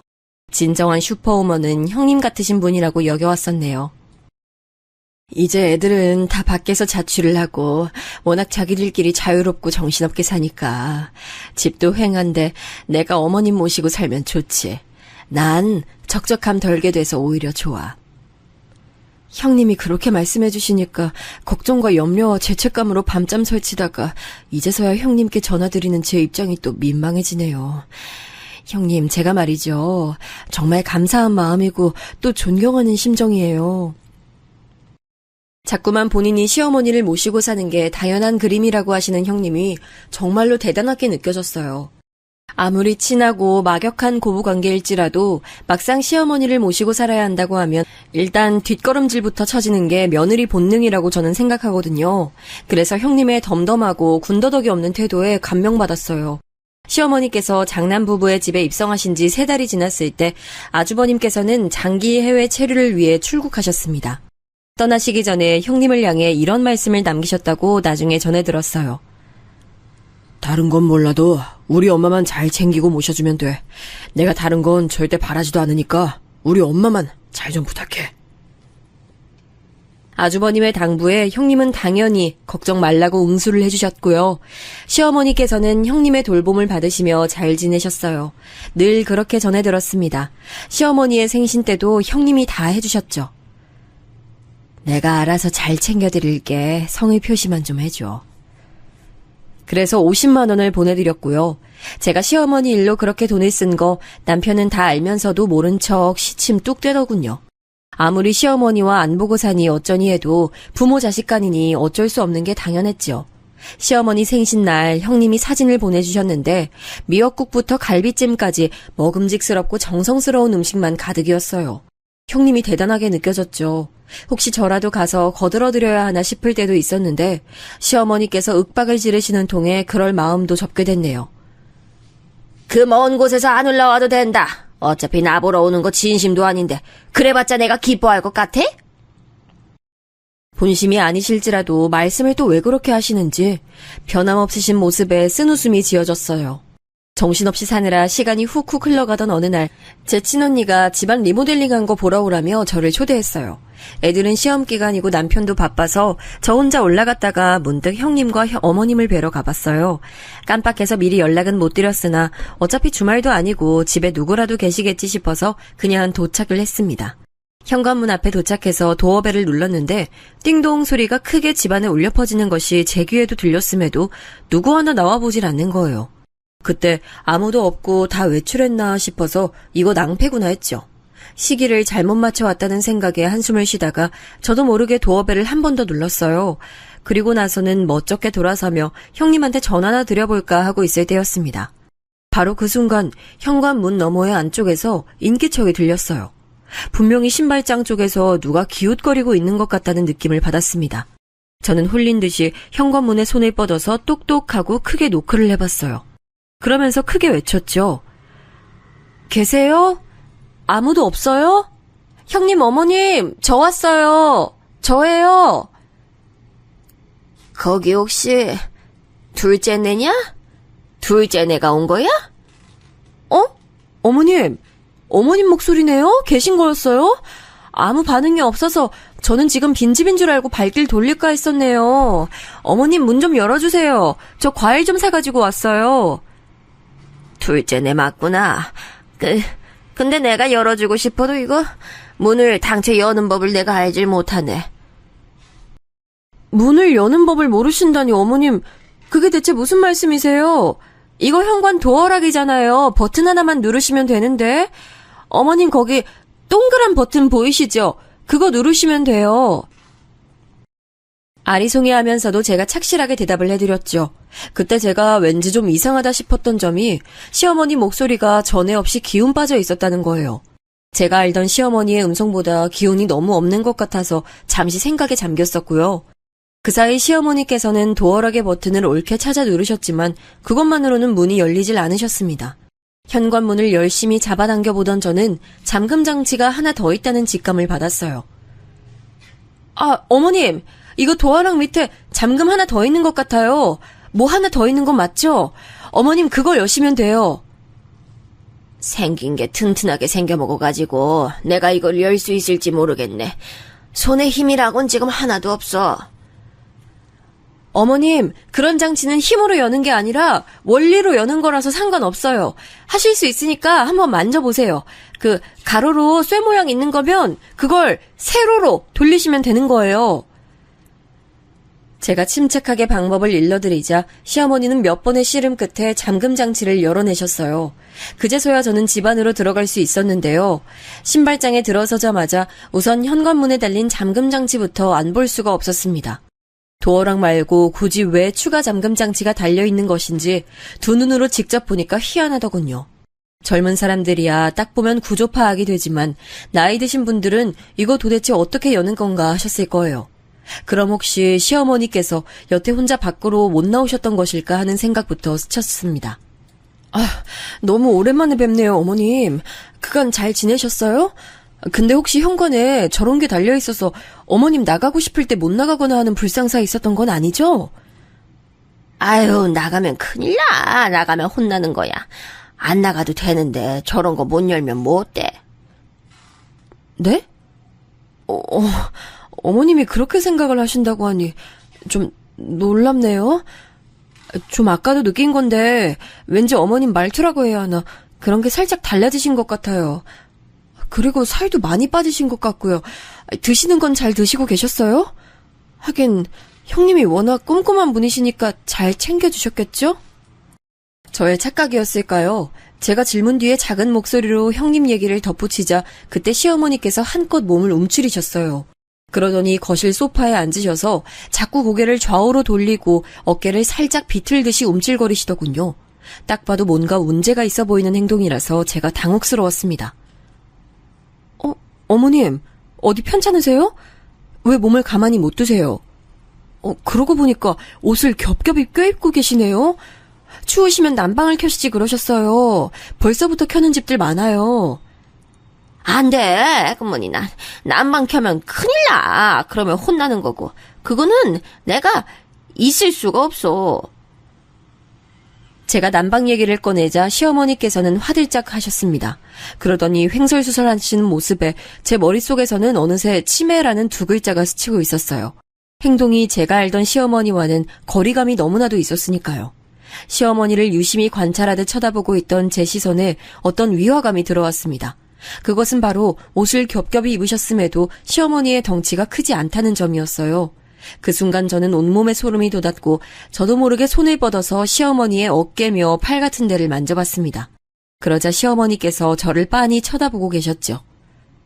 세상에, 어머님 왜 이렇게 마르셨어요?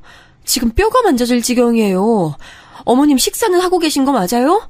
병원에 당장 가보시는 게 어때요? 그래, 네 말이 맞아. 네가 나 좀 구해다오. 여기서 네가 나를 좀 데리고 나가줘. 어머님, 그간 무슨 일 있으셨던 거 맞죠? 네, 알겠어요. 일단은 어머님 모시고 제가 나가는 것부터 할게요. 얼른 일어나세요. 제가 부축해 드릴게요. 아, 아니야. 나가면 안 돼. 그러면 큰일 나. 나 벌 받아. 나가면 절대로 안 돼. 나 못 나가니까 너만 나가. 네? 갑자기 왜 말씀을 바꾸세요? 어머님, 제가 알고 있던 분이 아니신 것 같아서 저 지금 너무 낯설고 무서워요. 어머님, 우선은 제발 저랑 함께 나가주세요.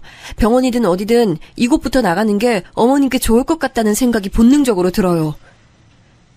저의 간청에도 시어머니께서는 계속 고개만 가로저으실 뿐이었어요. 제가 힘으로 시어머니를 일으켜드리려고 하자 더욱 완강하게 제게 맞서셨고 제가 강제로 시어머니를 모시고 나갈 순 없었습니다. 아무리 봐도 시어머니의 지금 모습은 정상이라고 할 수 없었어요.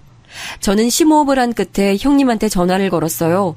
불안정한 시어머니의 모습으로 밀어보건대 섣불리 하고 싶은 본론을 꺼냈다가는 왠지 죽도 밥도 안 될 수도 있다는 직감이 저를 스쳤습니다.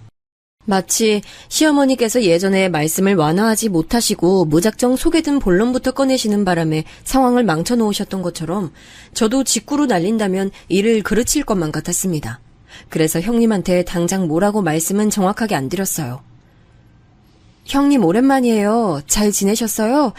다름이 아니고 제가 근처에 볼 일이 있어서 왔다가 연락도 없이 방문을 해버렸어요. 그런데 형님, 제가 어머님 모시고 차 한 잔이나 하러 갈까 했더니 절대 안 나가시겠다고 완강하게 버티시네요. 저 어떡하면 좋을까요? 뭐라고? 동서가 지금 우리 집 와 있다고? 어머님을 뵀단 말이야? 네, 형님. 아주 오랜만에 제가 어머님 뵈서 그런 걸까요? 무척 마르신 것 같아요. 형님, 어머님 모시고 제가 병원 가보지 않아도 괜찮을까요? 동서가 잘 몰라서 그러는데 원래 노인들은 끼니 잘 챙겨도 살이 훅훅 빠지기도 해. 동서가 걱정할 부분 전혀 없어. 병원 운운한 것 자체가 나한텐 모욕으로 느껴져서 기분이 좀 안 좋네. 그리고 미안하지만 당장 나가줬으면 좋겠어. 내가 집에 관해서는 완벽주의자 같은 면모가 있는데 내 기준으로는 청소가 덜 된 상태라서 동서가 와 있다는 게 너무 부끄럽고 민망하고 창피하네. 지금 바로 나가줄 거지? CCTV라도 있으면 동서가 바로 나가는지 확인이라도 할 텐데 그게 안 돼서 아쉽네. 동서 양심에 맡길게. 싸늘하고 차가운 형님의 말투가 놀라웠는데요. 일단 사족이 너무 많이 따라오더군요. 제가 시사 교양 프로그램에서 봤는데 이럴 경우엔 캥기는 구석이 있기 때문에 구구절절 뭔가 말이 따라오는 거라고 했습니다. 아무리 생각해도 찜찜했어요. 형님은 그러실 분이 절대 아니긴 했습니다만 어머님의 상태를 보아하니 심각했고 당혹스러운 상황이었으나 저는 형님의 발언에서 힌트를 얻을 수 있었어요. 저는 그 길로 당장 나가서 제품 하나를 마련했습니다. 그것은 집안의 반려동물 등을 실시간으로 관찰할 수 있는 카메라였어요. 현 상황에서는 최고의 CCTV라고 할 수 있었죠. 저는 여전히 밖에 나가는 것이 상상만 해도 두려우시기라도 한 건지 자꾸만 고개로 도리질을 하고 있는 시어머니께 설명을 드렸습니다. 어머님 이거요. 혹시라도 제가 다른 사람 훔쳐봤다면 문제가 될까봐 어머님이 지내신다는 어머님 방에만 놓을게요. 이건 어머님께 문제가 생기면 제가 바로 알 수 있는 장치 같은 거예요. 그렇게만 간략하게 설명을 드린 저는 시어머니 방으로 향했는데요. 내부가 너무 단출해서 잠시 말문이 막혔어요. 분명히 전에 형님을 통해 받아봤던 시어머니의 방 사진은 이렇지 않았거든요. 그런데 지금은 너무나도 횡한 것에 어처구니가 없었습니다. 저는 물건 사이에 섞여서 카메라 본체가 최대한 눈에 띄지 않는 곳에다가 설치를 잘 해놨어요. 정상 상태가 아니신 것 같은 시어머니를 두고 이곳을 떠나려니까 발걸음이 안 떨어졌지만 카메라만 믿고서 집을 나섰어요. 에이 설마 내가 지레짐작으로 판단되는 상황에 휩쓸려서 카메라까지 설치하기는 했는데 모든 건 내 기우겠지. 어머님은 그 사이 노화가 빨리 진행되셔서 잠깐씩 정신이 온전하지 않으실 때가 있는데 마침 아까 그때가 딱 그런 때였던 거야. 그렇게 생각하면 모든 게 말이 돼. 상식적으로 형님이 어머님께 나쁘게 대하실 분도 아니고 무엇보다 그러실 이유가 없으니까. 저는 그런 생각을 하면서 최대한 긍정적인 것이 판도라의 상자 안에 담겨있길 바랐어요.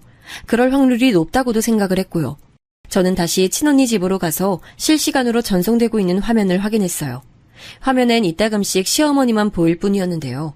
제가 그럼 그렇지 싶어서 집중력을 잃으려던 찰나였습니다. 화면 안으로 형님이 등장했어요.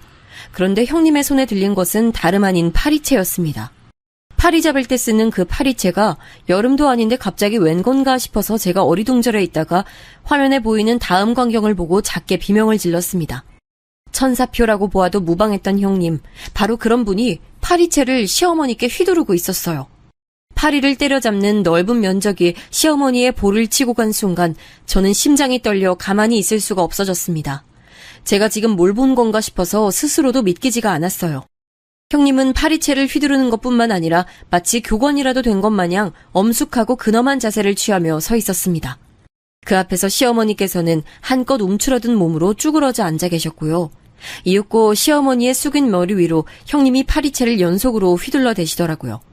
그때 마침 남편이 제게 안부 카톡을 보내왔고 그걸 보자마자 저는 홀린 듯이 남편에게 전화를 걸고 말았습니다. 어머님 어떡해? 내가 지금 엄청난 진실을 알아버린 것 같아. 형님이 아무래도 지금까지 어머님을 막무가내로 대해오신 것 같아. 어쩌면 좋아? 뭐라고? 아니 대체 그게 무슨 말이야?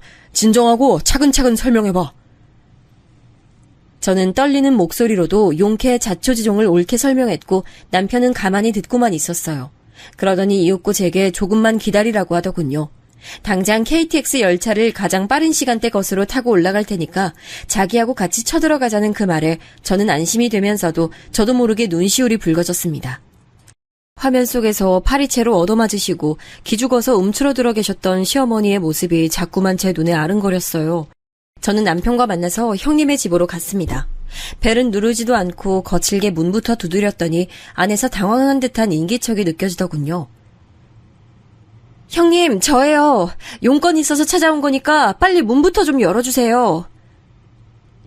동서, 왜 다시 온 거야? 용건은 무슨 용건? 그냥 카톡이나 전화로 하면 안 될까? 어머님이 감기 기운이 있으셔서 들어오는 건 조금 곤란할 것 같아. 감기 옮으면 어떡하려고. 황당한 핑계에 제가 헛웃음을 치고 있을 때 옆에서 남편이 갑자기 불끈 쥔 주먹으로 현관문을 세게 때렸어요. 개소리 하지 말고 당장 문이나 여세요. 문짝 다 뜯어버리기 전에. 저는 남편의 그런 모습은 처음 본지라 살짝 압도당했는데 캥기는 것이 너무 많은 입장에서는 제 남편이 얼마나 무서웠겠나요. 형님이 참백해진 안색으로 현관문을 열어줬습니다. 저와 남편은 당장 시어머니부터 찾았어요. 시어머니께서는 방에 누워 계셨는데 주무시지는 않고 계셨던 터라 바로 눈을 뜨고 저희를 쳐다보셨어요. 너네 왔니? 잠깐 너네가 누구더라? 내 둘째 아들 정택이하고. 내 둘째 며느리로구나. 어머님, 저 오늘 오전에도 뵀잖아요. 저한테 나가고 싶다고 하셨던 거 기억하시죠? 이제 나가요. 진짜 나가요, 어머님. 이번엔 안 나가시겠다고 하면 안 돼요. 제가 조용히 시어머니를 타일러드리는 와중에 남편은 말문이 막힌 듯한 표정을 짓고 있었어요. 시어머니의 몸이 너무 앙상해져 있었기 때문이었죠. 남편은 천천히 일어나 거실 구석에서 불안한 표정으로 손톱을 뜯고 있던 형님에게 향했습니다. 형수님, 어디 변명거리라도 있으세요? 이런 악마도 울고 갈 짓을 하신 것에 대해 내놓으실 변명이라도 있느냐 이 말입니다. 왜 소리를 지르고 그러세요? 갑자기 찾아오셔서는 왜 이러시는 거예요? 저는 어머님 성심성의껏 모신 죄밖에 없어요. 워낙 건강이 오락가락하셔서 제가 얼마나 힘들게 돌봐드리고 있는데 동서한테 무슨 말을 듣고선 지금 이러시는 건지 모르겠지만 전 너무 서운하네요. 형님이 끝내주는 연기력을 선보이고 있을 때 제가 방에서 찾은 무언가를 손에 쥐고 나와서 남편의 곁에 나란히 서서 그것을 형님에게 내밀어 보여드렸어요. 그것은 바로 다름 아닌 CCTV 역할을 해준 카메라였습니다. 죄송해요. 다 봤어요, 형님. 들키고 싶어 하지 않으셨을 텐데. 그래서 너무 죄송하게도 제가 다 봐버렸어요. 진실을요. 그런 걸 언제? 설마 오전에 왔을 때? 동서, 그렇게 안 봤는데 정말 용의주도하다. 진정으로 용의주도하신 분 입에서 제가 그런 말씀 들으려니 엄청 민망하네요. 그래서 형님, 변명거리는 따로 준비가 안 되셨나 보죠? 저의 차가운 말투, 그것보다도 더 차가운 표정, 그리고 살벌하게 이를 갈고 있는 제 남편의 모습까지 형님은 왠지 금세 전의를 상실하신 듯한 눈빛이 되셨어요. 그리고는 손으로 얼굴을 쓸며 연신 헛웃음을 뱉으시더군요. 그래, 내가 어머님 못살게 괴롭혔어. 일부러 동서에게는 안 와도 된다며 오지 말라고 이렇게 말씀드리도록 내가 시켜왔었고 내가 정한 규칙 따르시지 않을 때마다 무섭게 훈련에 들어가서 어머님이 의지를 상실하시도록 만들었지. 성질 더럽고 이 펌한 노인네면 뭘 해. 기세가 그런들 몸은 약해 빠졌으니 금세 꺾일 수밖에 없는 법이더라. 형님 미치셨어요? 지금 무슨 말씀을 하고 계시는 줄 아세요? 작정하고 어머님 못 살게 괴롭혔다고 시인하시는 거예요. 지내다 보니 그렇게 됐다. 스트레스 받아서 나도 모르게 어머님께 화풀이라도 했다. 이런 게 아니라 정말 작정하고 그러신 거라고요? 왜? 어머님은 하고 싶으신 막말을 다 쏟아내셔도 되는 거고 나는 내 욕구 따라서 그렇게 막무가내로 행동하면 안 되는 거였나 봐. 형님이 눈물 고인 눈으로 빈정거리시는데 정말 제가 알던 형님이 맞나 싶어서 참담해졌어요. 남편도 옆에서 기가 막히다는 듯이 고개를 절레절레 젓더군요. 정말 이해가 안 가는 일이었어요. 아주버님께서는 그래봬도 형제 중에서 가장 효자셨고 이런 사태를 알면 형님을 결코 좌시하지 않으실 분인데 어째서 형님이 위험부담을 잔뜩 안고서 굳이 이런 짓을 저지르셨는가 저로선 이해가 안 돼서 어이가 없을 따름이었습니다. 그런데 바로 그때 시동생이 도착했어요. 남편이 KTX 열차 안에서 시동생에게 전화를 하여 상황을 다 공유했다고 하였는데 이렇게 올 줄은 몰랐죠. 제가 조금 놀란 눈으로 시동생을 보고 있었는데 정말로 놀라운 일이 펼쳐지고 말았습니다. 시동생이 형님을 향해 이렇게 외쳤기 때문이에요. 형수님, 진작에 저희 엄마한테 형수님이 불만 많이 품고 계셨다는 거 그거 다른 사람은 몰라도 저는 다 알고 있었습니다. 비단 본인의 불만뿐만 아니라 다른 사람 몫의 불만도 안고 계신다는 걸 전 알았으니까요. 형수님, 이것만 말씀해 주세요. 저희 엄마 이렇게 괴롭히신 거 혹시 미니 때문이십니까? 제 귀를 의심했네요. 놀란 게 저뿐만 아니라 남편도 마찬가지여서 그나마 다행이었다고나 할까요?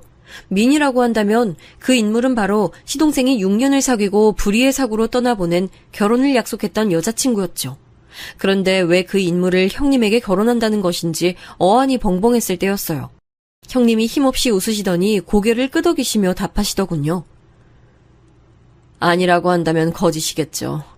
제 친정, 지금도 별로 내세울 것 없다지만 예전엔 훨씬 더 가난하고 구질하고 못 살았는데 그래서 그로 인해 학교에서 심한 따돌림까지 당했었는데 극단적인 선택까지 할 뻔했던 저를 붙들어준 유일한 친구, 제겐 너무나도 고마웠던 존재였죠. 자기는 몸이 아파서 학교를 다니는 것만으로도 기적이고 즐겁다고 말했던 그 친구는 자기 여동생을 끔찍이도 아꼈어요. 그래서 그 친구가 결국 수능을 한 달 앞두고 세상을 떠났을 때 제가 네 여동생 내가 어떻게 사나 꼭 지켜봐 줄게 이렇게 약속을 했었는데 저는 제 인생 사느라 급급해서 그 약속 놓치고 살았고 문득 죄책감을 느끼고 있을 때 설마 제 예비동서로 만나게 될 줄은 몰랐네요. 그 대목에서 저는 소름이 돋았어요. 저와 같은 추론을 해낸 게 분명한 남편과 시선을 교환했죠. 충격에 빠져있는 저희 부부 뒤로 시어머니께서 조심스레 걸음을 옮겨 다가오셨고 형님은 그것을 모르시는 채로 말을 이으셨어요. 그래서 운명이겠거니 했었네요. 제 친구 유송이의 동생 유민희. 정말 잘 사는 모습 보고 싶었는데 그렇게 억울하게 떠난 것도 모자라서 그 죽음마저 모욕을 당하는 것에 견딜 수가 없었어요. 제가 변변찮은 친정에서 시집을 왔기 때문에 자격지심이 늘 있었는데 그럼에도 어머님 온갖 모욕을 다 참고 버티고 인내해왔어요. 하지만 어머님이 민이 억울한 죽음을 비웃고 아무렇지 않게 여기시는 것에 그간 참아왔던 모든 것들이 폭발하는 것만 같은 기분이 들더군요. 마침 제가 어머님 모시게 되는 상황이 만들어지자 결심했어요. 갚아주겠다고. 받았던 모욕 돌려주겠다고. 형님 눈에서 눈물이 툭 떨어졌을 때 제 뒤에선 얘기를 들으신 시어머니께서 휘청거리셨고 이내 쓰러지시던 찰나에 남편이 부축을 해서 다행이었습니다. 시어머니를 병원으로 모시고 가는 게 우선이었기 때문에 형님에게 뭐라고 말씀을 드릴 수가 없었네요. 시동생은 남아서 형님과 대화를 더 하겠다고 했고요. 저희 부부는 병원으로 향하는 길에 서로 착잡한 충격에 잠겨있으나 아무 말도 못 나눴어요.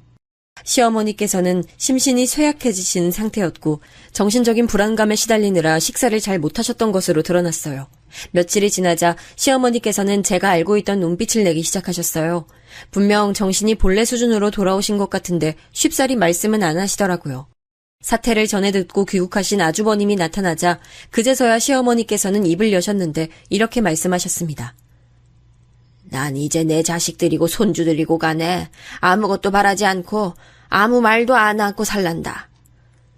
그러시더니 더 말씀을 잇지 않고 창밖만 보셨죠. 당황한 아주버님께서 체근을 해보셨지만 다시 입을 열지 않으셨고요. 형님과는 알아서 잘 해결하겠다고 아주버님께서 그러시길래 저희 부부는 참견을 얹으면 안 될 것 같아서 가만히 있었어요. 시동생에게 그날 그 뒤로 형님과 무슨 대화를 나눴는지 물어봤으나 알려주기 싫은 것인지 어쩐 것인지 별말 안 해주더군요. 설마 난 형님하고 그 미니 씨랑 그런 식으로 얽혀서 아는 사이일 줄은 상상도 못했어. 자기도 몰랐지? 그럼 당연하지. 당사자들이 말을 안 해주면 어떻게 알아. 이런 거 보면 말이라는 게 참 대단하고 무서워. 말하지 않으면 그 어떤 대단한 진실이라도 묻혀버리는 거고 별것 아닌 문제라도 말을 잘못 뱉으면 그게 눈덩이처럼 불어나 버리니까. 아무튼 간에 형이 형수님하고 어떻게 가닥을 낼지 그게 궁금해지네. 남편은 아주버님께서 효자 혹은 애처가 중 하나를 고른 것 같다고 표현을 했는데요. 그 표현대로 설명을 하자면 아주버님께서는 전자를 택하셨습니다. 효자가 되셨고 형님과는 이혼을 하셨어요. 형님에겐 단 한 푼도 내어주지 않으셨고요. 시어머니께선 요양시설에 들어가 계셨어요. 단호하고 확고한 의지를 보이셔서 아무도 말릴 수가 없었습니다. 고민하던 저는 용기를 내어 형님한테 연락을 해봤지만 없는 번호라고 뜨더군요. 하지만 애들과는 언젠가 연락을 하고 지내실 테니 저에게 영영 방법이 없는 건 아닐 듯 싶어요. 이상하게 저는 형님에게는 더 많은 얘기가 숨겨져 있을 것 같다는 예감이 들어요.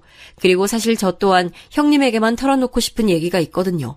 어느 때가 됐든 이야기를 주고받을 순간은 반드시 오리라고 믿습니다. 그것이 아주 가까운 미래가 될 수도 있겠죠?